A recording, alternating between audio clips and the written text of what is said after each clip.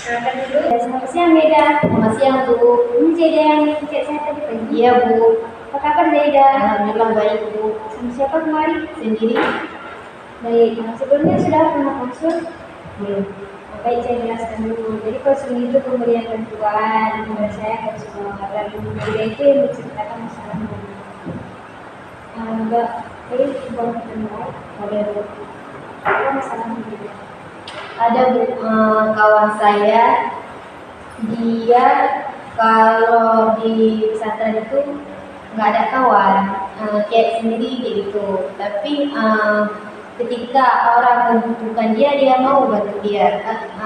Dia mau bantu kawan tersebut. Tapi kalau dia ada sesuatu itu ada masalah, tapi kawan tersebut nggak mau bantu dia. Nah tuh Bu, kalau menurut Ibu, kemana sendiri sering dibully, bukan dibully sih, tapi kalau kita bilang kayak dibully, tapi bukan dibully secara langsung, kayak dia nggak ada kawan, kemana sendiri, habis itu makan sendiri, ke kantin sendiri, tapi dia awalnya nyebelin sih Bu, tapi Jadi itu yang terjadi.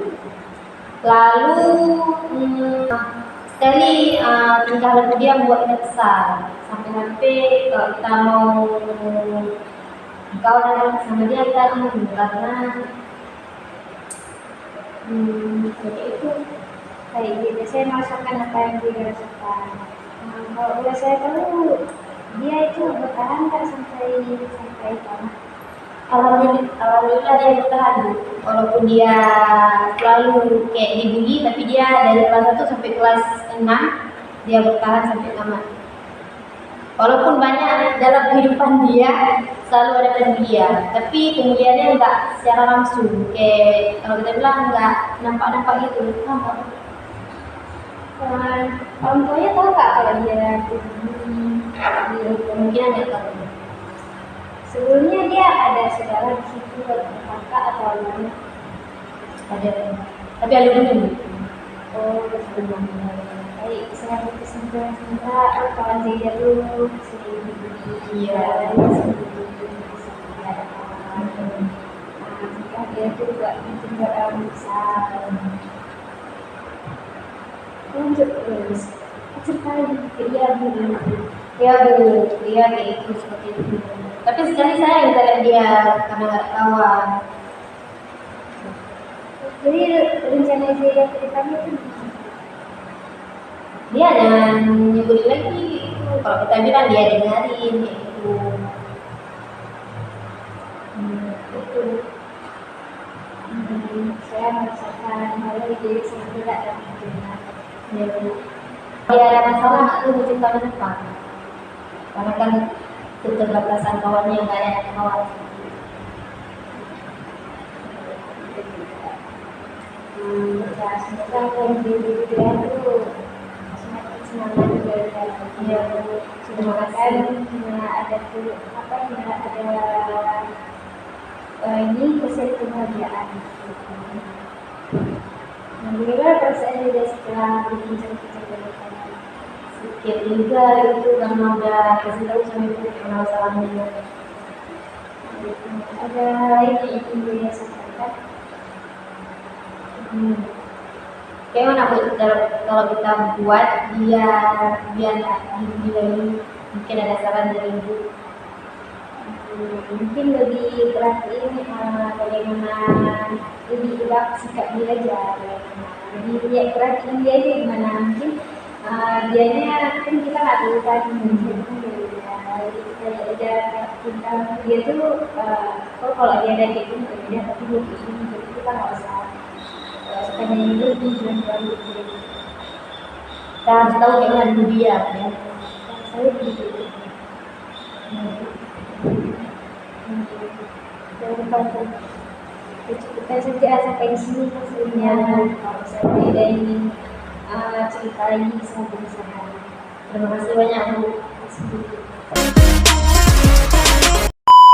Selamat siang. Siang. Baik, ini Ulia yang tadi pagi chat Ibu. Iya, Baik, dari siapa kemarin? kebetulan sendiri Dari mana Ulia? dari rumah. Baik, Sebelumnya Ulia sudah pernah konsul? Belum, ini pertama kalinya. Baik, sebelumnya saya jelaskan dulu. Jadi konseling itu adalah pemberian bantuan kepada seorang konselor, yaitu saya dan Ulia yang menceritakan masalah yang dialaminya. Baik, sebelumnya kita mulai. Silahkan. Silahkan, apa masalahnya? Jadi saya tuh pertama kenal itu bulan 3 2020. Dia kenal saya tuh karena kebetulan dia satu kos sama kawan satu jurusan kan, cowok. Terus dia minta nomor WA nih, dia ngechat. Dari situ udah kenalan. Terus setelah 4 bulan PDKT, jadian lah kami. Udah jadian tuh. Tapi kan pas itu lagi masa-masa COVID, jadi kayak jarang ketemu, cuman di WhatsApp lah seringnya kan. Terus beberapa bulan kemudian setelah kami jadian, dia balik kampung nih. Selama balik kampung berapa bulan ya? 4 bulan gitulah, masih baik-baik aja. Terus tiba-tiba dia bilang gini, kita break dulu boleh nggak gitu kan. Udah tuh, pertama tuh saya bingung kenapa dia minta break, terus ada salah kan. Karena sebelumnya pernah juga break nih, tapi saya minta, tapi sehari udah cek lagi karena emang nggak bisa. Ini ya udah saya yain, mungkin kayak kemarin juga nih sehari doang. Tapi udah seminggu nggak cek lagi, sampai dia ngeblok nomor kan. Itu kan aneh, pas saya cek kok centang 1, sementara dia di IG aktif gitu. Terus tiba-tiba ada sepupu dia ngecek saya gini bilangnya, si ini tadi malam ketemu sama mantannya gitu kan. Loh kok ketemu balikan gitu kan, nggak tahu kata dia kan. Terus ya udah saya cek dia tadi malam kemana, tapi masih centang 1 tuh di WA. Ya udah saya DM tuh, nah, kenapa di WA centang 1, ngeblok ya? Enggak kata dia kan. Ya udah dia buka blokir, kenapa kata dia. Terus saya bilang tadi malam ketemu ya sama mantan. Iya tapi nggak berdua doang, ada kawan yang lain kata dia gitu kan. Ya walaupun nggak berdua, namanya ketemu mantan tuh udah salah gitu, karena kamu tuh udah punya pacar lain gitu kan. Terus saya tanya ini, masih ada rasa ya sama mantannya? Terus saya bilang iya gitu kan, dengan mudahnya dia bilang iya. Terus saya bilang ada niat untuk balikan? Iya mungkin masih dalam proses. Nah, dari situ kan saya udah ngerti nih, oh gara-gara itu dia minta break, padahal saya nggak ada salah. Ya udahlah, gara-gara itu saya putusin tuh dia. Ya udah, beberapa bulan kemudian dia emang balikan tuh sama mantannya. Tapi selama balikan dia masih ngechat saya nih, kayak dia tuh nyesal udah balikan, ternyata rasanya tuh nggak sama kayak pas pacaran dulu. Cuma saya kan ya udah, itu salah kamu yang pilih keputusan itu. Tapi dia selalu ngechat saya sampai udah habis nih corona. Nah itu kan kuliah lagi semester 4 kalau nggak salah. Dia bilang ketemu yuk gitu kan. Ya udah ketemu. Terus setelah ketemu itu beberapa minggu kemudian dia putus nih sama pacarnya itu.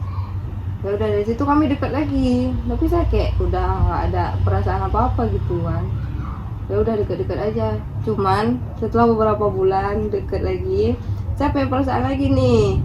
Yang pertama dekat tuh Maret sampai Juli gitu kan.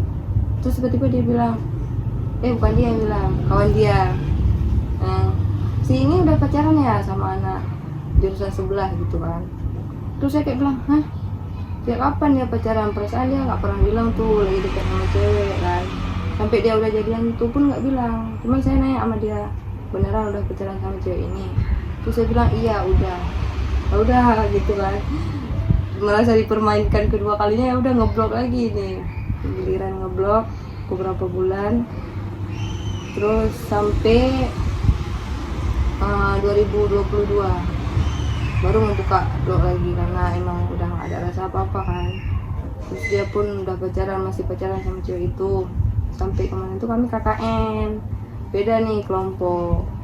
Dia entah ada masalah sama cewek itu. Terus tiba-tiba dia ngechat saya tuh bulan 1. Dia bilang, aku udah putus sama pacar aku dari bulan 12 gitu kan. Terus dia bilang kalau ceweknya itu masih nyimpan kenangan sama mantan gitu kan.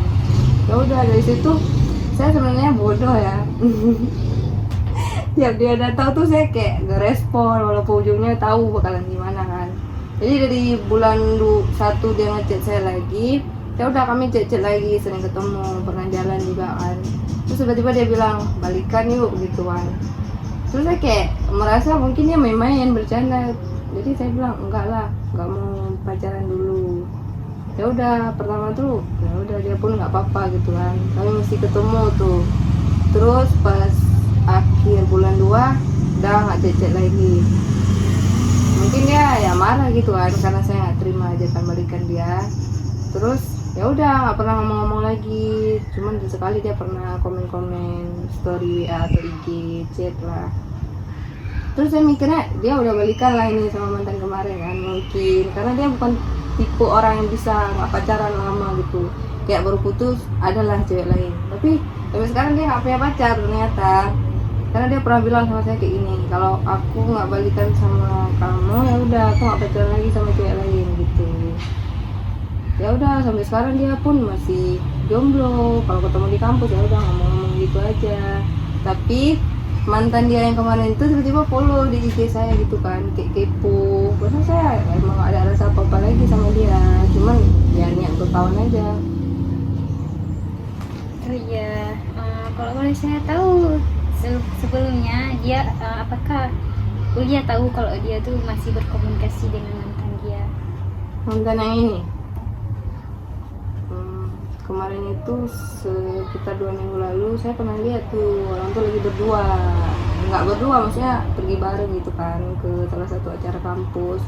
Saya kira udah balikan di situ, tapi ternyata enggak, dia masih sendiri. Oh iya, lalu 2 hari yang lalu saya masih ketemu tuh sama dia, ya saling ngomong, cuman ya gitu kita udah lost contact sih, nggak saling follow IG, nggak saling WA lagi. saya merasakan apa yang Ulia rasakan. Jadi apakah Ulia pernah terakhir jumpa sama cowok itu kapan? Terakhir itu hari Selasa kemarin. Sebelum itu masih pernah berkomunikasi dengan cowok itu? Terakhir komunikasi bulan Juli tahun ini.